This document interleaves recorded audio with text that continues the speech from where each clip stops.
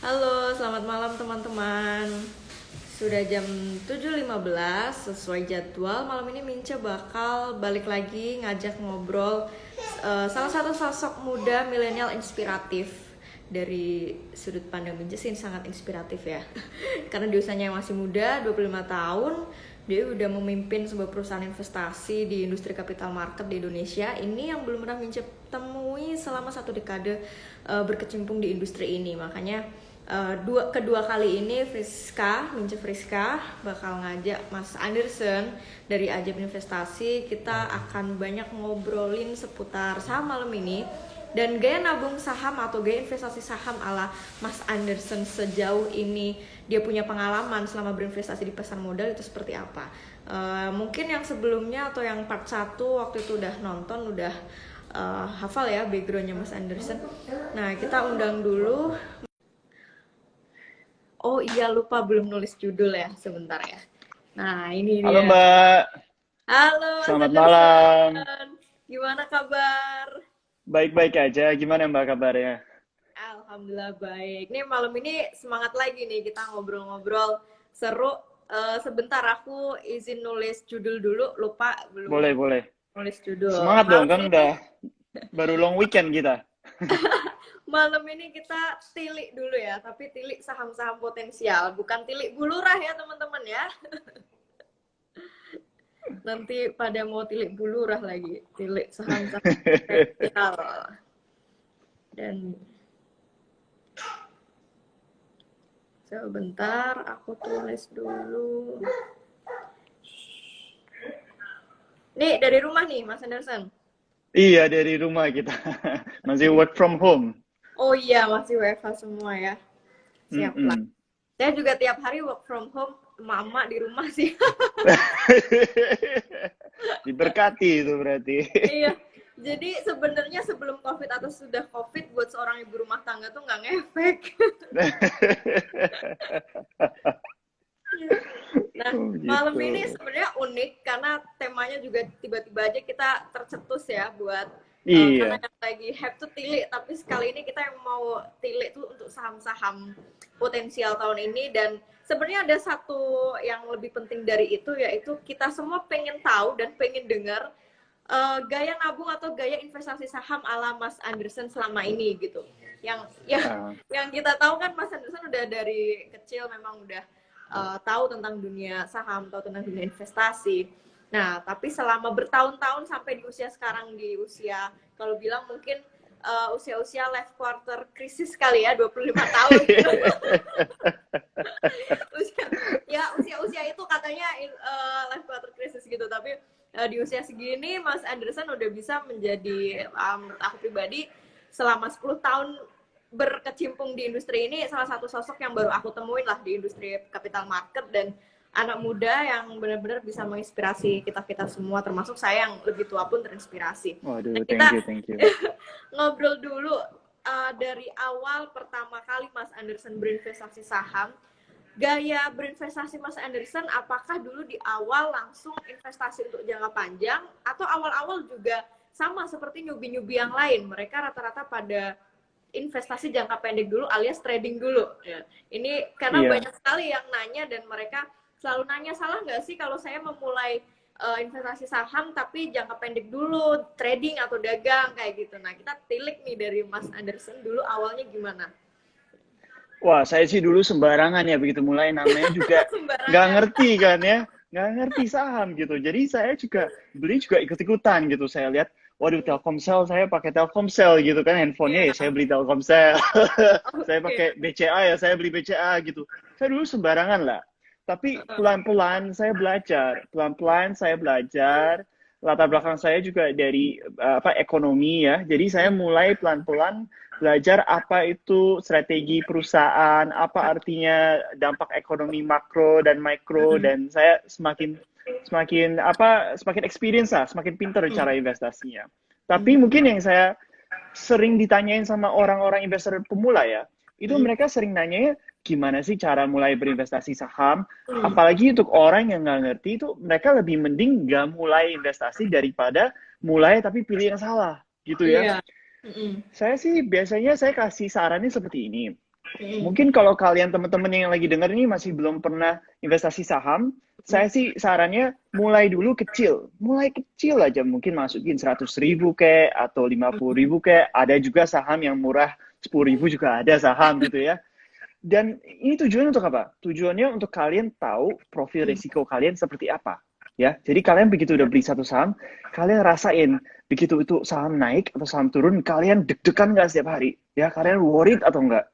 Kalau kalian worried ya kalian sebaiknya kurangin atau jangan terlalu main saham. Tapi kalau kalian malahan excited gitu ya, kalian malahan, waduh ini ada berita apa lagi tentang perusahaan saham ini nih, ya kalian mulai masukin lebih lagi, lebih lagi, lebih lagi. Jadi itu sih saran saya sih untuk orang buat mulai, ya bukan berarti sembarangan, cuma mulai kecil dulu biar kalian tahu profil resiko kalian.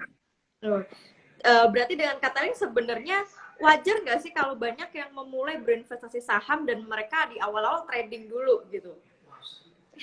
Ya, sebenarnya wajar banget sih. Ada banyak teman-teman kita yang saya udah ngomong, saya juga udah melihat ribuan orang, anak muda yang mulai berinvestasi. Cuman key-nya seperti ini. Key-nya adalah pertama-tama mulai kecil dulu. Jangan langsung suruh savingnya Iya. masukin gitu. Kalian mesti kenalin diri sendiri. Kalian mesti tahu profil risiko. Kalian mesti tahu gaya investasi kalian kayak gimana. Karena semua orang beda-beda ini.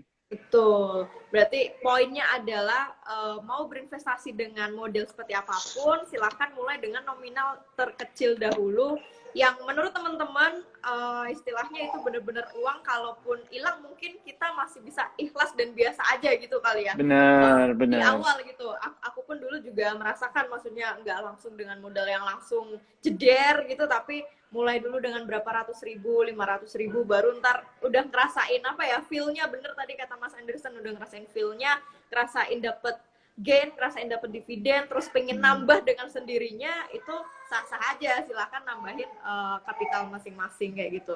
Nah, kemudian nih setelah tadi cobalah dengan modal dulu yang kecil-kecil dulu. Nah, kemudian setelah itu kan pemula bingungnya mau beli sahamnya apa, seperti gimana, emitennya seperti apa. Nah, dulu dari pengalaman Mas Anderson, awal-awal, karena pemula juga pasti bingung kan, sama-sama lah kita pernah terasa jadi pemula. Dulu awal-awal gimana tuh Mas? Bener-bener apakah tadi hanya sekedar ngikutin, oh aku pakai Telkom, ya udah deh aku beli Telkom, kayak gitu. Atau ada faktor-faktor lainnya?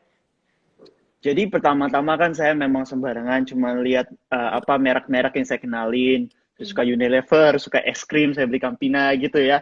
Tapi pelan-pelan saya semakin sedikit lebih pintar. Gimana cara sedikit lebih pintar? Saya tahu saya nggak ngerti semuanya. Akhirnya saya nanya-nanya teman-teman yang udah pernah berinvestasi saham gitu akhirnya. Ya, jadi mungkin zaman dulu masih belum ada IG Live ya sama ngerti saham. Kalau sekarang kan udah bisa langsung masuk ke sini, bisa dengerin gitu ya. Cuman dulu ya saya tanya teman-teman, saya tanya keluarga yang udah pernah berinvestasi saham. Nah, saya pelan-pelan ikutin mereka punya saran. Kira-kira cara pemikiran mereka seperti apa. Dan fase ketiga, begitu saya sudah pernah experience ngikutin orang lain punya cara pemikiran, saya bikin cara pemikiran sendiri-sendiri. Dan saya lebih mengetahui gaya investasi yang cocok untuk saya seperti apa gitu. Oke. Jadi poinnya nanya ke orang-orang yang udah lebih dulu mulai. Itu bisa jadi rujukan buat kita lah, bisa jadi strategi untuk kita untuk menentukan nantinya gaya investasi kita akan seperti apa untuk pemilihan-pemilihan sahamnya. Nah, kemudian pertanyaan yang ketiga yang sering banyak orang pertanyakan juga, apakah sebaiknya kita kalau mulai mau konsisten berinvestasi saham, itu kalau di awal-awal dengan modal yang kecil itu tadi, apakah harus konsisten tiap bulan? Atau dulu kalau dari pengalaman Mas Anderson gimana? Gaya Mas Anderson sendiri gimana tuh? Kalau tiap mau nambahin modal itu apakah konsisten tiap bulan, tiap minggu, atau tiap periode tertentu? Biasanya konsistennya dengan gajian gitu ya. Jadi kan ada masukan uang. Ya. Jadi gini, tergantung kalian punya profil risiko ya. Untuk kebanyakan teman-teman yang saya lihat, perhatikan, mereka tuh biasanya nyisihin sekitar 20-50% dari gajian mereka untuk ditabungin dalam tabungan masa depan atau dalam saham atau dalam reksadana gitu ya. Jadi 20-50% biasanya itu yang sehat lah ya, persentase yang sehat. Nah, ntar dalam tabungan ini, kalian sendiri mesti bisa buat keputusan mau berapa persen dimasukin ke saham, berapa persen taruh di deposito, dan berapa persen di Oke. investasi Nah, instrumen lain-lain. Nah, dan ini semua berdasarkan profil risiko kalian sendiri. Kalian kalau suka beli saham, merasa senang, merasa bisa mengerti ya. tentang strategi bisnis, ya masukin lebih banyak gitu loh. Hmm. Oke, oke. Jadi lebih mudahnya memudahkan mungkin tiap payday ya. Tiap payday langsung Iya, sekarang-sekarang suntikan ini di loh, awal ya. minggu ini loh. Iya, ini hari ini nih pas banget payday nih. Oh iya benar. Berarti kita IG live-nya pas-pasan waktunya benar nih. Makanya nggak sengaja juga baru inget tadi, oh ya hari ini pas payday nih. Habis ini kayaknya besok teman-teman mungkin langsung pada eksekusi nih hasil bocoran malam ini nanti dari Mas Anderson. Nah, kemudian berikutnya sepengalaman Mas Anderson, lagi-lagi karena di sini aku pengen ngulik semua, tilik lah semua pengalaman Mas Anderson ini. Dari pengalaman, sepanjang pengalaman berinvestasi di saham ini, apakah ada sektor-sektor favorit Mas Anderson sejauh ini berinvestasi atau nabung saham? Ada nggak sektor favorit? Dan kalau ada, boleh Iya, disebutin nggak apa itu sektor-sektornya aja boleh gitu? boleh. Saya senang banget sharing. Jadi saya ada 3 sektor yang saya paling suka ya. Pertama adalah sektor perbankan. Ya kalau teman-teman hari ini ada banyak investasi di saham-saham bank tuh cuan banget ya hari ini ya Iya, naiknya nggak segan-segan gitu ya. iya. Yang kedua adalah saya suka dengan telekomunikasi ya telekomunikasi. Ah, yang ketiga saya suka dengan consumer goods. Consumer goods itu kayak makanan gitu ya, food and beverage. Kenapa saya suka 3 industri ini? Saya suka 3 industri ini karena negara tidak bisa berkembang tanpa 3 ini. Gitu. Hmm, Kalian bayangin kalau tanpa perbankan nggak ada yang bisa pinjam duit, UMKM nggak bisa buka perusahaan atau gerai baru gitu ya. Kalau nggak ada telekomunikasi, orang gimana cara teleponan sama orang, gimana cara internetan data, dan kalau nggak ada konsumer, orang mau makan apa? Ya, jadi saya perhatiin di semua negara ini 3 hal pasti didukung sama pemerintah. Dan memang oke. seluruh penduduk Indonesia itu perlu 3 hal ini. Heeh. Makanya saya sarankan ke teman-teman yang baru mulai, kalau mau nanya masukin uang kemana, masukin dalam sektor 3 ini, ya, perbankan, ya, telekomunikasi, dan konsumer. Oke. Dan kemudian setelah sektor ada sektor favorit nih. Setelah itu kan pasti akan breakdown emiten-emitennya seperti apa. Nah, saat nge-breakdown emiten-emiten seperti apa yang akan jadi pilihan Mas Anderson, itu Mas Anderson biasanya apa ya? Faktor-faktor apa yang dilihat kayak gitu setelah tahu oke ini sektor-sektor ini yang paling potensial nih. Kemudian kita langsung lanjut menganalisa emiten. Apa aja yang Mas Anderson pakai selama ini untuk menganalisa suatu emiten itu? Jadi sebenarnya gaya saya berinvestasi selalu berdasarkan strategi industri atau strategi sektor dulu. Ya. Ya, jadi saya harus percaya Hmm. banget dengan sektor ini. Hmm. Misalnya sekarang saya percaya banget nih dengan perbankan. Mungkin kita pakai itu sebagai contoh ya. Saya percaya Ya. banget dengan perbankan. Kenapa? Karena perbankan adalah satu-satunya cara pemerintah untuk meningkatkan ekonomi Indonesia lagi COVID-19. Hmm. Ya, jadi contohnya apa? Contohnya Bu Sri Mulyani memberikan diskon ya kepada UMKM yang Hmm. mau pinjam duit dari BUMN besar di Indonesia. Bu Sri Mulyani juga inject liquidity ya kepada Oke. perusahaan-perusahaan BUMN. Nah, jadi saya suka banget nih tentang sektor perbankan. Hmm. Nah, setelah itu saya begitu lihat di bawahnya lagi, saya pilih pilih sama apa untuk saya perbankan sekarang saya sukanya adalah bank BUMN yang besar. Ya, jadi kalau ditanya saya isinya apa aja sekarang, saya pegang BBRI, BBNI, ya, BBTN juga saya suka. Ya, jadi ini 3 top bank yang saya ambil. Kenapa BUMN yang saya pilih? Karena saya percaya bahwa perusahaan perbankan BUMN akan menjadi suatu vehicle ya untuk pemerintah bantu pemulihan ekonomi Indonesia.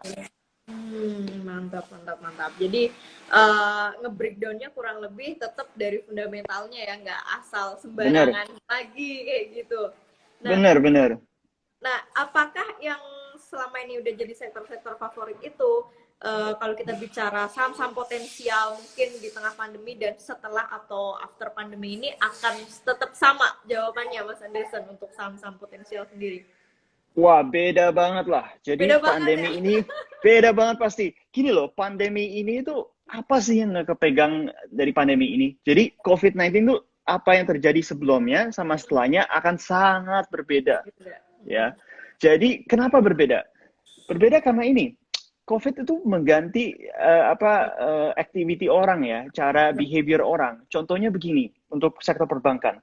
Sekarang orang tuh nggak suka datang physical ke Ya. bank-bank, ke gerai-gerai bank ya, karena takut COVID, takut kotor, takut apa gitu ya. Jadi semua orang ini sekarang sukanya digital. Ya, Iya. jadi kalau kita lihat data-datanya, yang orang digital banking, yang orang digital payments itu, waduh naik terus ya gara-gara COVID. Nah, makanya saya percaya ntar setelah COVID, bank-bank yang akan menang itu adalah bank-bank yang bisa embrace digital economy. Ya, bank-bank yang sudah bisa investasi dalam digital banking. Digital banking. Semuanya yang lain yang nggak bisa invest di digital banking akan ketinggalan. Betul, betul. Selain banking, ada lagi nggak nih Mas bocorannya nih dari hasil pengamatan seorang Mas Anderson? Saya sekarang suka banget dengan consumer ya. Jadi saya Oh sekarang iya. pegang Indofood, INDF sama ICBP juga Indofood punya. Jadi saya pegang. Kenapa? Karena saya merasa bahwa ada 3 cara pemerintah bisa bantu pemulihan ekonomi Indonesia. Yang pertama saya udah kasih tahu bahwa pemerintah akan kasih pinjaman ke bank ya. Biar Oke. bank bisa pinjemin ke UMKM, bisa pinjemin ke orang lain gitu ya. Yang kedua adalah pemerintah bisa langsung kasih uang ke orang.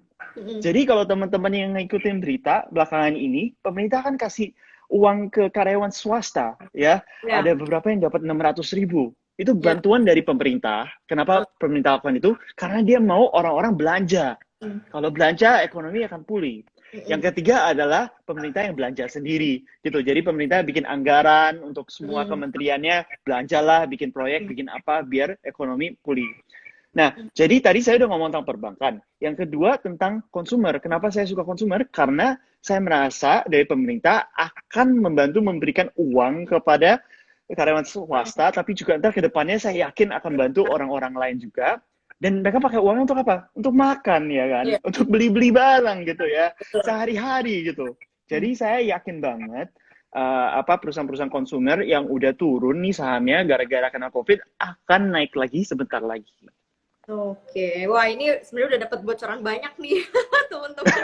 Kayaknya udah dari tadi udah nyatet nih kode-kode sahamnya, tikernya apa aja tuh yang tadi di mention tuh dari Mas Adas.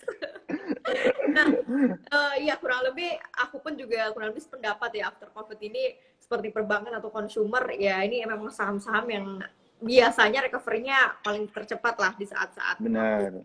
krisis seperti sekarang. Nah, Mas Anderson waktu 2008 udah ini belum ya, terjun belum ya waktu krisis yang 2008? Sudah, ya. Oh, udah juga. Itu Oh, iya. dulu bangkitnya gimana tuh waktu 2008? Pasti otomatis ya hampir semua berguguran. Apakah emang pas udah ada cash jadi bisa mungkin average down, tapi atau mungkin gimana gitu pengalaman pas ngadepin tahun 2008 itu, kalau boleh cerita sedikit Mas Anderson? Iya, boleh. Jadi tahun 2008 mungkin buat teman-teman yang baru mulai investasi 2008 itu ada ekonomi downturn ya di dunia ya. Dan ekonomi downturn ini berdampak sangat negatif di Indonesia. Jadi kalau dilihat dari pasar modal Indonesia, ini sempat turun ya saham-saham Indonesia sangat drastis, tajam ya. Mungkin setajam kemarin ini Februari, mungkin Ya. Maret di Indonesia ya setajam itu juga ya. Nah, saya lagi lihat itu pasti kaget dong, karena itu adalah ekonomi downturn pertama yang saya ingat Ya. gitu ya. Mungkin teman-teman juga banyak yang lagi nonton ini juga pandemi COVID ini adalah economic downturn pertama yang kalian Ya. hadapin. Jadi pasti normal ya kalau kalian gelisah, kalian takut atau kalian melihat, aduh ini udah rebound belum ya?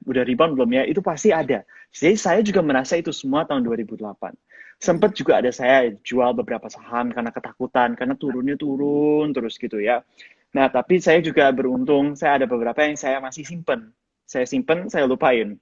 Ya, saya lupain, saya pegang bertahun-tahun, saya baru ambil lagi setelah itu. Ya, jadi sempat juga seperti itu. Tapi kalau teman-teman melihat dari tahun 2008, ada beberapa hal yang sangat berbeda dengan sekarang. Yang pertama adalah di 2008, pemulihan dari saham-saham yang sudah turun itu kurang lebih hampir 1 tahun. baru pemulihan gitu ya. Hmm. Nah, setelah pemulihan itu, waduh, naiknya bisa 3 kali Ya. lipat itu saham-saham di Indonesia ya. Drastis Hmm. banget dalam 2 tahun itu naiknya kenceng banget. Tapi sekarang kita lagi COVID, kita sudah melihat bahwa sudah ada rebound ya dari Hmm. jatuh. Dan ini baru beberapa bulan. Ya. Jadi kita sudah lihat mulai reboundnya kok cepet Hmm. gitu ya. Kenapa? Ini reboundnya cepet karena kita sudah sebagai society ya, kita sudah lebih pintar. Kita sudah Hmm. pernah melalui economic Ya. downturn 2008, jadi sekarang kita sudah tahu kita harus ngapain gitu. Pemerintah injek uang ke perbankan, pemerintah bagi-bagi uang ke karyawan swasta, dan lain-lain lah. Seperti itu sih saya lihatnya. Ya, ya mungkin lebih seperti kemarin juga Himbara ya untuk perbankan-perbankan itu kayaknya juga akan cukup menggenjot banget lah program Himbara kemarin dari pemerintah kalau untuk sektor Hmm, perbankan. Nah, berarti waktu itu ya sempat ngalamin, tapi ya pasti wajar ya sebagai pemula shock di awal karena banyak sekali juga teman-teman di sini yang baru pertama terjun dan menghadapi krisis seperti sekarang nggak sedikit dari mereka yang hampir apa ya aku bilang mungkin hampir hopeless karena bingung portofolionya turun drastis sementara mereka nggak ada cash untuk melakukan average down itu sendiri. Jadi ini yang uh, bikin shock gitu banyak orang yang mereka baru pertama iya. kali terjun dan langsung dapet ini jackpotnya COVID ini sehingga ya itulah mempengaruhi portofolio mereka semua. Dan kita belajar dari Mas Anderson yang terpenting mungkin nggak usah terlalu panik selama saham-saham yang kita pegang memang mungkin fundamental atau kinerjanya bagus seperti itu ya. Benar-benar. Tapi justru ini sih satu hal yang saya mau ngomong. Banyak teman-teman yang sekarang lagi nonton, yang mungkin belum pernah berinvestasi ya, lagi mau mikir Ya, banyak masuk juga atau nggak itu masuk ya. termasuknya. Banyak Iya, banget. ini adalah waktunya kalian terjun gitu loh. Gini loh, yang kena impact 2008 itu orang yang udah berinvestasi sebelum 2008. Jadi Ya, turun gitu sahamnya. Kalau orang baru masuk 2008 itu udah diskon-diskonnya. Waduh, kalian pilih saham apa aja tuh highly iya, likely naik gitu. Jadi iya benar benar benar. bukan Jadi cuma di Indonesia loh teman-teman. Kalau teman-teman lihat di negara lain, di Amerika, di India, di Cina, di Brasil, lihat aja di berita ya. Semua dari negara-negara itu naik langsung partisipasi pasar modalnya. Banyak orang baru pertama kali masuk terjun investasi. Kenapa? Karena itu lagi diskon dan mereka tahu pasti akan naik lagi. iya betul ya timingnya lah kalau kita bisa bilang sekarang ini ya. Ya nggak karena nggak sedikit loh banyak teman-teman maksudnya mereka justru takut mulai berinvestasi saat entah takut atau ditakut-takutin banyak orang kayak gitu. Jangan jangan investasi dulu deh, masanya lagi krisis kayak gini nakutin kayak gitu. Maksudnya Ah, dengan keadaan atau kondisi yang penuh dengan ketidakpastian gitu. Itu yang mungkin banyak pom-pom negatif dari luar lah atau mungkin toxic people itu yang mereka justru mengompor-ngompori kondisinya lagi gini nggak usah investasi dulu segala macam. Padahal kalau kita yang mungkin udah cukup lama meriset tentang dunia pasar modal, justru ini memang best time banget buat mulai nyicil ya, mumpung harga-harga benar. secara year to date itu masih banyak saham-saham yang belum balik seperti ke harga awal ya. Itu aku belum ngecek sih year to date terupdate bulan ini yang pastinya sih masih ada tetap banyak saham-saham yang belum balik ke harga awal sebelum COVID ini. Atau mungkin Mas Anderson ada data year to date yang masih Iya, banyak turun. ini saya lagi lihat nih BBRI ya, saham Oh gitu, favorit oke. saya. Ini Januari ini 4.740. Sekarang 3.800. Jadi Wah, masih masih masif ya, ini masih ya, 20%, 30% gitu turunnya. oke. Apa masih diskon lah maksudnya, diskon Ya, ya. 20-30% gitu. Nah, itu bocoran gede tuh teman-teman. Sebenarnya di saat seperti sekarang, pemula itu nganalisanya nggak jelimet. Karena menurutku pribadi, tinggal kita ngeliat year to date saham-saham blue chip, itu udah sangat membantu kita untuk membuat watch list mana saham-saham yang sekiranya akan kita beli. Ya, contohnya seperti yang barusan Mas Anderson sampaikan ya, BBRI masih ada potensi secara year to date masih terdiskon sekian persen. Belum lagi kita bicara saham-saham di sektor consumer atau yang lainnya yang mungkin masih banyak juga yang belum balik. Jadi kalau sekarang ditanya, karena banyak banget mas yang nanya, ah saham apa nih di Hmm, saat pandemi gini yang layak dibeli. Jadi biasanya aku juga jawab yang sama seperti itu. Lihat aja secara year to date, pilih saham-saham blue chip yang belum naik, masih ada diskon lah sebelum COVID ini naik. Kurang lebih juga sama seperti itu. Mas, ini udah banyak banget pertanyaan. Boleh kita mulai jawab Cicil?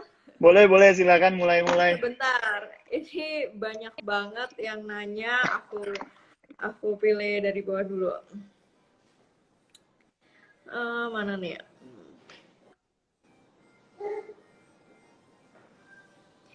Oh, ini ada yang nanya, apakah, oh ini mungkin terkait fundamental. Apakah PBV 10 kali tapi harga sahamnya dianggap masih murah?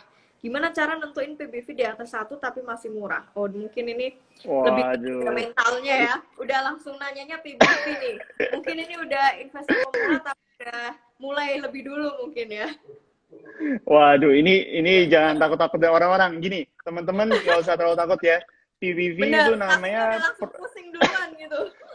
jadi teman-teman price book value ya. PBV itu namanya price book value. Apa itu rasionya? Itu berarti kalau kalian ambil dari harga saham dibagi dari book value, itu berapa persentasenya? Jadi book value itu apa? Book value adalah kalau kalian ngelihat dari financialsnya suatu perusahaan, kira-kira berdasarkan uang yang mereka ada, gitu ya, dengan aset-aset yang mereka ada, valuasinya berapa dari perusahaannya. Ya, jadi kebanyakan orang yang namanya value investor. Value investor itu berarti orang yang cari-cari Ya. saham yang undervalued gitu ya.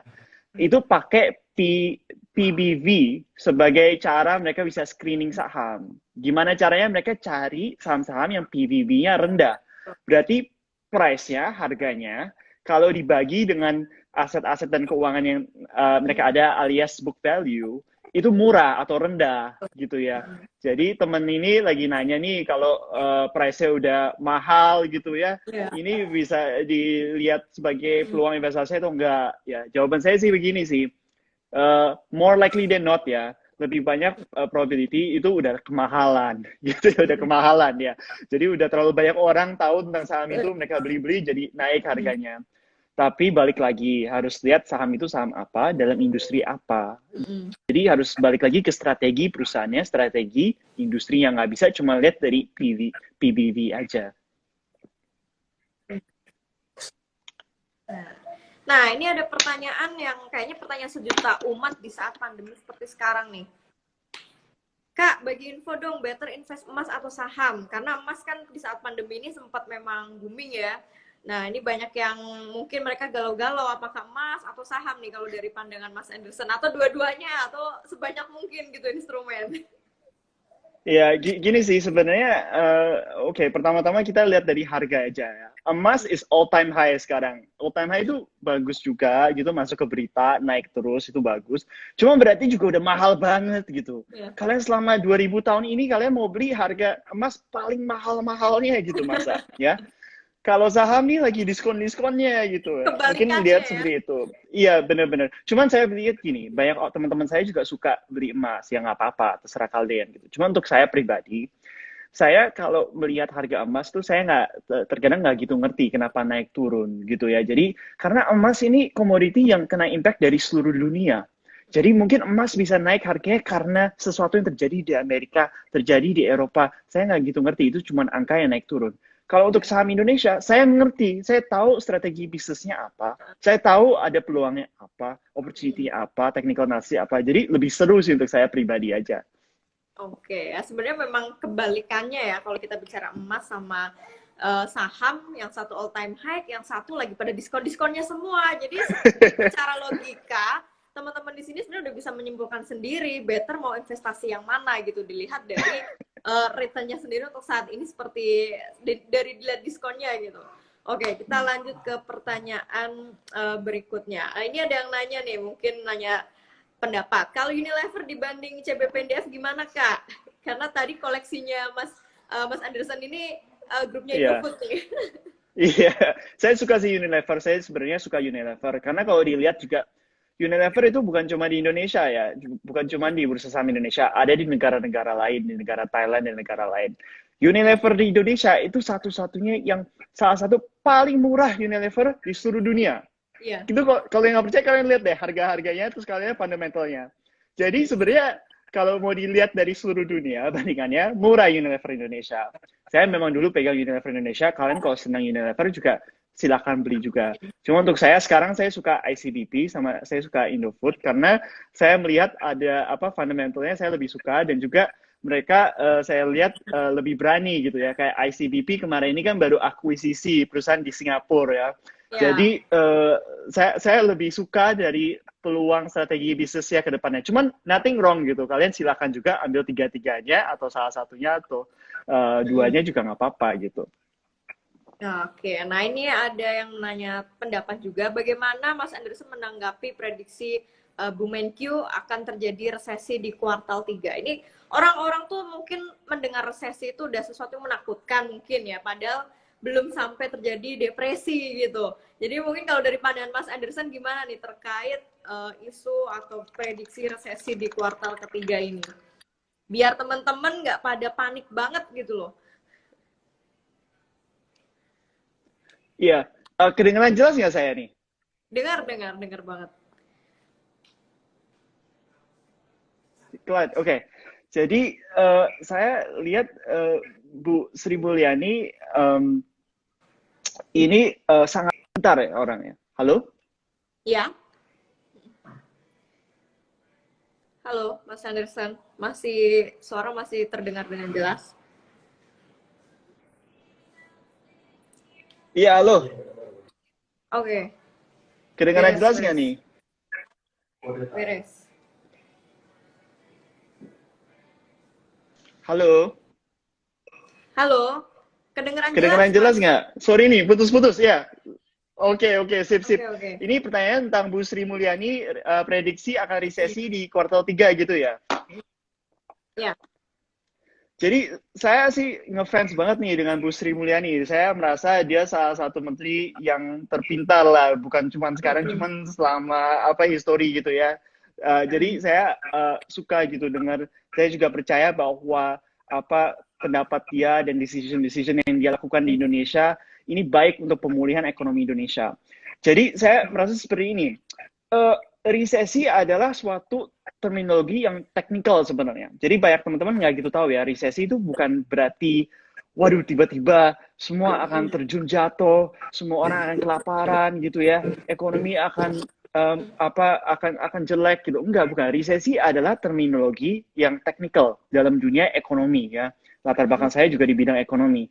Resesi itu cuma bilang bahwa kita ada negative growth beberapa kali each quartal gitu ya. Dan bukan cuma Indonesia aja, kita juga sudah lihat banyak negara di seluruh dunia termasuk Thailand dan lain-lain juga masuk ke resesi. Ini adalah saya rasa hal yang normal. Karena negara mana yang bisa terlepas dari impact dari COVID? Betul.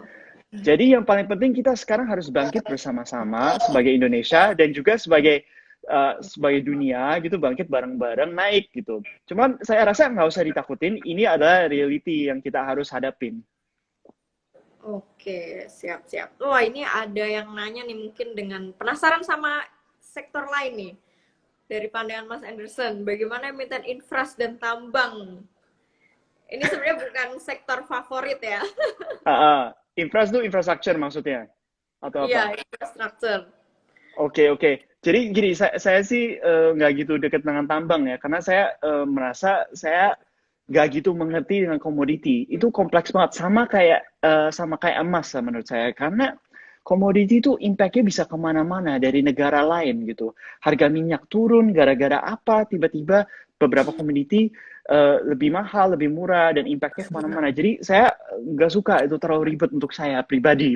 Tapi banyak teman-teman juga lebih pro daripada saya ya, bisa tulis dalam komen nih tentang pertambangan. Untuk infrastruktur, saya sangat suka dengan infrastruktur. Sebenarnya itu adalah industri keempat yang saya paling suka gitu, setelah yang 3 tadi ya. Kalau di ranking ya. Benar. Jadi infrastruktur saya juga senang gitu. Jadi saya contohnya saya pegang Wika. Ya, sekarang saya lagi pegang Wika, sempat naik juga. Habis public expose tadi Wika ya? Ini hari ini sama kemarin lagi seru-serunya gitu. Ada banyak banget emiten yang public exposure ya. Jadi makanya saham-saham sekarang lagi interesting banget nih masanya. Kenapa saya suka infrastruktur, terutama yang BUMN, itu karena semua negara tuh perlu ada tol, perlu ada jalanan, perlu ada konstruksi, pasti perlu ada lah. Dan lagi masa pandemi ini pasti pemerintah akan membantu perekonomian Indonesia, salah satu dengan caranya membuat proyek-proyek gitu, proyek-proyek konstruksi biar bisa buat pekerjaan untuk orang-orang, bisa bisa masukin uang ke dalam ekonomi. Jadi saya juga suka sih sebenarnya dengan infrastruktur. Oke. Infras masuk ranking keempat ya, ala Iya, ini ya, dalam daftarnya Mas Anderson nih. Oke, menarik sekali teman-teman. Nah, sebenarnya nih teman-teman nih kalau ikutin IG Live ya Ajaib, hari Senin kita sempat bahas nih tentang infrastruktur dan kita sempat bilang Wika ini bagus banget. Nah, kalau ya, teman-teman yang kemarin itu ikut terus beli Wika ini udah naik mungkin 4-6% kali. udah ini ya, udah ngerasain cuan lah. Iya. Oke, ini dari tadi ada banyak pertanyaan di kolom ini, aku resume karena banyak yang sama. Itu banyak yang menanyakan apakah strategi investasi yang paling baik itu lump sum atau dollar cost averaging? Menurut saya tergantung ya, tergantung dengan kalian. Kalau kalian masih pemula, saya selalu katakan dollar cost averaging. Ya, selalu.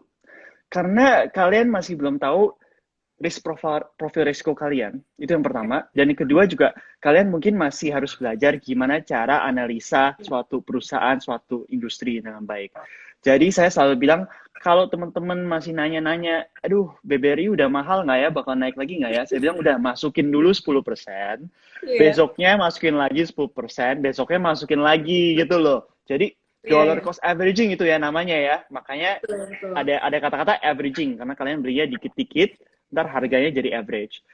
Nah, ada juga yang mau main lump sum. Lump sum itu artinya langsung masukin berjuta-juta uang gitu ya. Langsung 1 saham, 2 saham, 3 saham.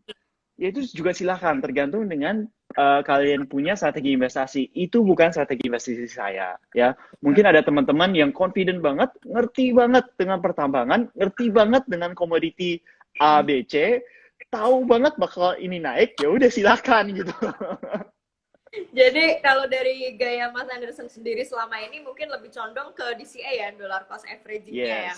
Ya, itu sebenarnya bahasa ribetnya, bahasa mudanya tuh ya di Indonesia, yuk nabung saham, itu udah paling dari konsep DCA yang orang jarang dengar, konsep paling mudahnya di Indonesia udah diterjemahkan jadi yuk nabung saham. Makanya teman-teman setiap dengar kata-kata yuk nabung saham, ya itu sebenarnya teman-teman sedang melakukan konsep dollar cost averaging gitu. Nah, kemudian tadi ada yang nanya tapi ke-scroll gitu. Tadi ada yang nanya, ada yang mereka udah daftar di Ajaib tapi kenapa ditolak gitu?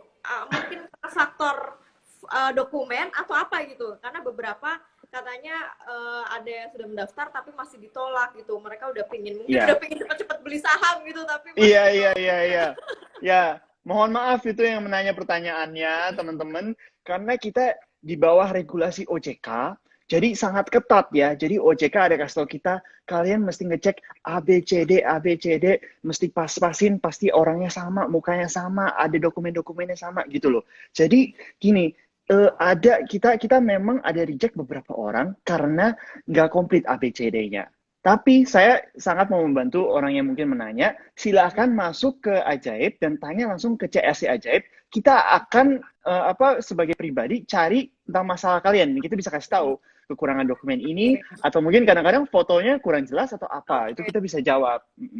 Mungkin takutnya fotonya ngeblur gitu ya, takutnya dikira beda orang gitu dengan KTP-nya, itu kan yang perlu diwaspadai pastinya ya, karena di OJK emang sekarang ketat banget. Nah itu mungkin udah sangat membantu ya teman-teman ya menjawab tadi, karena beberapa mereka yang mungkin udah gatel pengen ngerasain beli saham lagi kayak gini tapi aduh masih ditolak. Nah mungkin bisa saya ngerti ya, pasti mereka gregetan gitu ya, tapi ya teman-teman 99% dari orang yang apply itu pasti dapat approval gitu ya. Cuman kita hati-hati banget biar orang lain nggak pakai kalian punya nama gitu.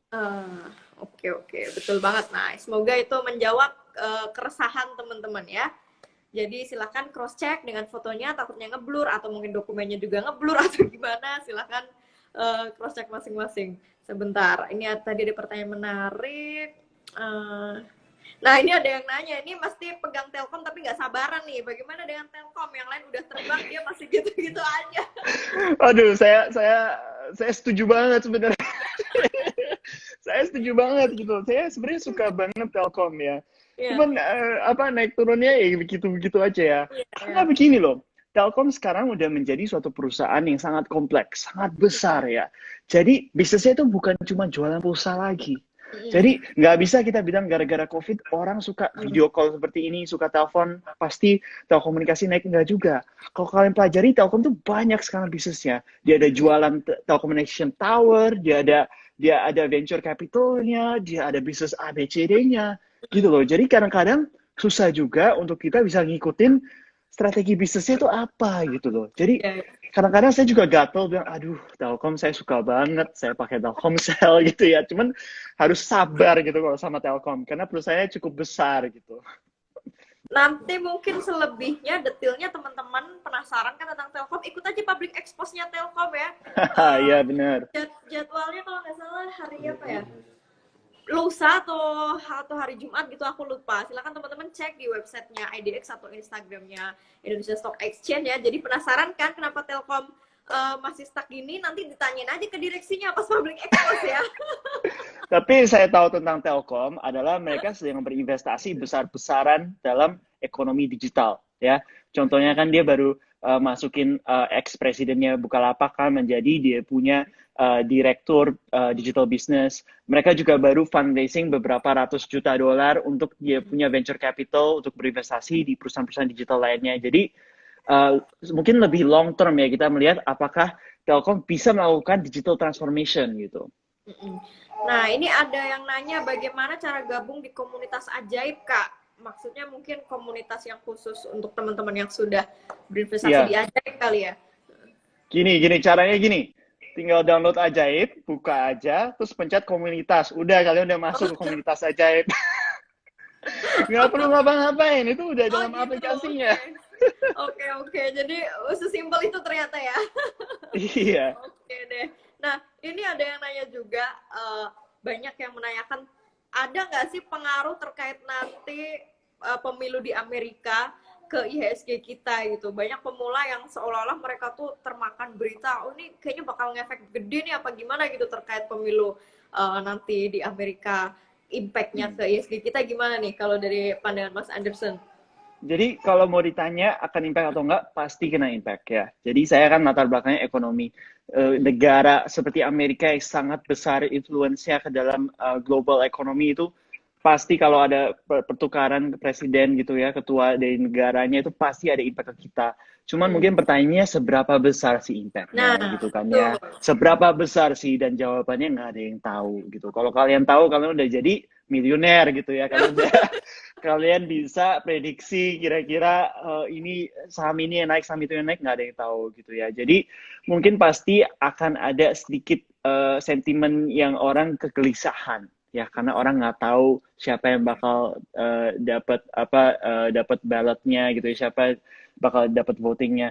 Tapi mungkin yang kita bisa fokusin adalah apa yang kita bisa kontrol, yaitu sekarang kita bisa melihat di Indonesia, perkembangan Indonesia seperti apa, ekonominya, industri mana yang kena impact, dan perusahaan mana aja gitu. Nah, ini juga pertanyaan sejuta umat. Oke, kita kalau setelah tadi bahas pemilu Amerika ya, ini yang bahas, yang jawab itu langsung orang dari alumni Amerika, teman-teman ya. Jadi nggak perlu ragu lagi. Dan ada pertanyaan yang mirip-mirip. Intinya tuh mereka menanyakan antara reksadana dengan investasi saham, manakah yang lebih baik atau manakah yang harus mulai lebih dulu gitu.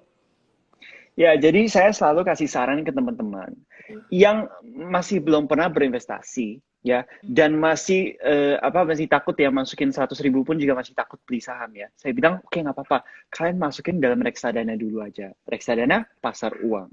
Kenapa? Reksadana pasar uang itu sangat aman. Ya, kenapa? Karena masukinnya juga uangnya dimasukin ke dalam deposito bank dan juga short term bonds atau obligasi yang cukup aman. Dan returnnya juga kadang-kadang di atas dari deposito perbankan gitu ya. Returnnya bisa antara 5-7% untuk tergantung dengan reksadana mana. Nah, entar setelah kalian udah masukin dalam reksadana ya, kalian ambil pelan-pelan dari reksadananya, coba masukin 10% ke saham 1 bulan, masukin lagi, dan kalian lihat profil risiko kalian kayak seperti apa. Ya, jadi saya nggak bilang semua orang itu harus invest saham, semua orang harus invest di Ya. apa enggak. Ini cuma saya bilang, kalian sebaiknya coba, biar kalian tahu, terus kalian bisa ntar bikin apa decision kalian pribadi, gaya investasi kalian tuh seperti apa. Oke, jadi ya nggak ada salahnya dicoba dulu dari reksadana. Intinya semua dimulai dulu dari nominal yang kecil, teman-teman. Itu Benar. petuah yang sekarang aku hafal banget dari Mas Anderson. Mulailah dulu Ya, dari benar. nominal yang kecil, nggak usah gerusa-gerusu langsung dengan nominal yang besar. Terus ini tadi ada yang nanya, Kak Anderson, tips dari kakak dong untuk analisa fundamental. Oke, jadi fundamental ada dari beberapa level ya. Jadi yang pertama saya lihat dari fundamental suatu industri. Ya, saya selalu bilang industri dulu, baru perusahaan ya. Industri itu gimana? Kalian mesti bisa explain dalam satu kalimat, kenapa kalian suka atau tidak suka industri ini. Ya, jadi kalian harus bisa jawab. Kalau kalian nggak bisa jawab ya jangan main industrinya. Kayak saya nggak bisa jawab untuk pertambangan ya saya nggak main di sana. Tapi saya bisa jawab dalam perbankan ya saya main di sana. Saya bilang ini baik karena pemerintah akan menggunakan perusahaan perbankan BUMN untuk meningkatkan pemulihan ekonomi Indonesia. Nah, itu jadi mesti ada satu tesis yang jelas. Kenapa kalian percaya dengan industri ini? Ya, untuk long term. Nah, setelah itu kalian masuk ke dalam industrinya dan kalian melihat perusahaan ada apa-apa aja. Salah satu hal yang kita pelajari dari investor pemula itu mereka susah untuk mengerti kalau PBV yang tadi contohnya 10 kali lipat, 5 kali lipat, 7 kali lipat, apa ya artinya ya? 7,1 lebih baik dari 7,2 nggak? Atau lebih baik dari 7,4 nggak? Itu kan susah kan?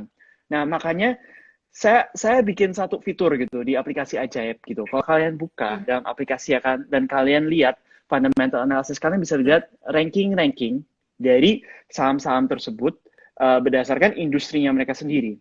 Ya, jadi mungkin kalau saya nggak tahu kelihatan atau enggak, cuman saya kalau coba lihat BBNI ini ya, saham BBNI kalau kalian kelihatan ya, BBNI. Ini dalam sini saya kasih lihat ada ranking-rankingnya juga. Ya, jadi misalnya untuk earnings per share EPS 477,92 apa itu artinya? Kalian nggak tahu. Cuman kalian sekarang bisa lihat bahwa dia ranking nomor 4 dalam PES ya, dalam perusahaan keuangan yang ada 95 emiten. Jadi dari sini kalian bisa mulai belajar ya, apakah perusahaan ini bagus atau enggak kalau di-compare dengan perusahaan lain-lainnya dalam industri mereka. Mungkin itulah mungkin cara paling gampang untuk pemula belajar tentang fundamental analysis. Iya, nah ini sebenarnya otak dari Mas Anderson yang dikonversi ke dalam sebuah teknologi di Ajaib itu ya untuk memudahkan pemula memilih saham dari sisi fundamentalnya. Jadi kalau ditanya ini ya makanya Mince bilang ini main behind-nya Ajaib itu ini gitu yang ada otak di balik semua aplikasi Ajaib ini ya Mas Anderson semua tuh yang mengeluarkan. Oh enggak, kita ada tim besar Mbak, bukan cuma saya Mbak. Otak awalnya maksudnya ya. Nah, kemudian ini ada pertanyaan yang mungkin perlu diluruskan. Banyak yang DM tapi aku juga nggak bisa jawab mereka. Mereka menanyakan apakah Ajaib ini tuh karena mungkin namanya Ajaib investasi, mereka takutnya ini sekuritas atau bukan kayak gitu. Dan kemudian fee jual belinya katanya belum sama pajak dan lain-lainnya, itu banyak banget yang DM tapi udah kita jelasin tetap aja mereka masih nanya lagi gitu. Mungkin sama-sama diluruskan, silakan Mas Anderson. Boleh. Jadi kita adalah perusahaan sekuritas di bawah Bursa Efek Indonesia dan OJK. Kalian bisa Google PT Ajaib Sekuritas Asia. Itu juga ada di website ya bursa ya. Kalian bisa ke OJK atau bisa ke bii.co.id. Kalian langsung cek aja di dalam sana. Ya. Oke. Jadi kalian nggak usah takut, itu di bawah naungan OJK dan bursa dan lain-lain. Mungkin untuk yang pertanyaan kedua itu, jadi gini, gimana ya? Mereka coba ulangi lagi deh pertanyaannya supaya saya dengar bisa jawab yang baik-baik. Kan karena pemula, mereka nggak paham fee transaksi beli dan jual. Benar. Ada pajaknya kayak gitu. Jadi mereka menganggap oh ternyata masih banyak biaya-biaya lainnya ya, bla bla segala macam. Padahal kan kalau kita mau dijabarin detail itu banyak banget dari mulai biaya admin, biaya pajak segala macam gitu. Ya, gini teman-teman. Jadi ada beberapa bagian dari biaya untuk beli jual. Yang pertama adalah komisi broker. Ya, komisi broker itu jadi jasa dari Ajaib Yang ini tuh kita charge-nya antara 0,08% sampai dengan 0,1%. Ini salah satu yang paling rendah di Indonesia. Kenapa kita mau bikin rendah? Karena kita targetnya para milenial yang pemula gitu. Jadi kita nggak mau kalian takut jual belinya salah, ya nggak apa-apa karena fee-nya kecil banget, 0,08 sampai 0,1%. Itu yang komisi broker. Yang kedua, itu ada pajak dari pemerintah, ya pajak pemerintah untuk penjualan barang, ya 0,1% untuk penjualan saja, pembelian nggak perlu. Kenapa pemerintah kasih pajak? Karena kalian nih kalau main saham tuh kalian benar-benar beli bagian dari perusahaan, ya mungkin teman-teman kadang-kadang nggak bisa kebayang, kalian beli bagian dari Telkom. Jadi kalau kalian jual, pemerintah itu pasang pajak penjualan dari bagian dari suatu perusahaan. Nah, yang ketiga ada juga fee dari bursa. Ya, Bursa Efek Indonesia itu ambil fee kecil banget, sama ke P dan ke C itu juga adalah bagian dari ekosistem beli jual di Indonesia saham. Itu kecil banget, 0,043%. Kecil banget lah gitu ya. Jadi kalau digabung-gabungin itu sekitar 0,15%-an untuk beli dan 0,25%-an untuk jual. Cuman kalau di Ajaib itu salah satu paling rendah di Indonesia kalau kalian langsung cek gitu. Nah, itu teman-teman ya. Jadi jangan salah paham gitu. Kita sebagai investor itu ya tetap ada pajak lainnya, ada biaya admin. Masa kita mau gratisan doang dapat cuannya sama dividennya terus nggak bayar lain-lainnya kayak gitu. Jadi kalau bisa aku rangkum itu tadi maksimal di total semua sekitar 0,15 ya tadi ya, 0,15 itu udah include semua kayak gitu. Itu cara bacanya seperti itu teman-teman. Jadi mereka tuh mungkin masih salah baca cara ada informasi tentang fee transaksi dan mereka mengiranya oh ternyata di luar ini masih banyak biaya ini biaya itu gitu. Ternyata padahal enggak gitu. Itu udah hal yang lumrah dan wajar. Ilustrasinya 1 juta berarti 0,15-nya paling berapa itu ya? Kecil banget. 1.500 ya? Iya, kecil banget gitu. Jadi ibaratnya ilustrasinya teman-teman transaksi 1 juta terus jualan 0,15 ya 1.500 doang itu fee-nya yang kita keluarkan gitu ya. Tinggal dikalikan modalnya berapa lah gitu. Itu cara ilustrasi sederhananya gitu. Kalian kalau dengerin ngerti saham itu udah bisa cuan dengan saham-saham yang lebih baik lagi gitu. Jadi udah dilupain itu ribuan rupiah, cuannya bisa lebih dari itu. Itu nggak berasa lah sama ininya, insya Allah sama cuannya nggak berasa gitu ya. Oke Mas Anderson nih bener-bener nggak berasa waktu ya, udah 5 menit terakhir. 5 menit terakhir mungkin seperti biasa kita pakai buat pesan Mas Anderson buat teman-teman yang bertahan sampai detik ini. Tadi 1.500 orang menyaksikan petuah-petuah dari Mas Anderson. Mungkin bisa memberikan closing statement-nya seperti apa? Dari seorang CEO Ajaib yang termuda di Indonesia yang saya sendiri jujur mengagumi Mas Anderson ini in person ya. Iya, mungkin yang saya mau sampaikan terima kasih nih teman-teman mau makan malam bareng kita ya. Jadi pasti banyak orang sembari nontonin kita gitu ya. Dan yang saya mau kasih tahu ke kalian itu kalau mulai investasi saham itu nggak usah langsung masukin blok gitu jutaan atau ratusan ribu, nggak usah. Yang paling penting kalian coba aja. Dan cobanya gampang banget dengan Ajaib ya.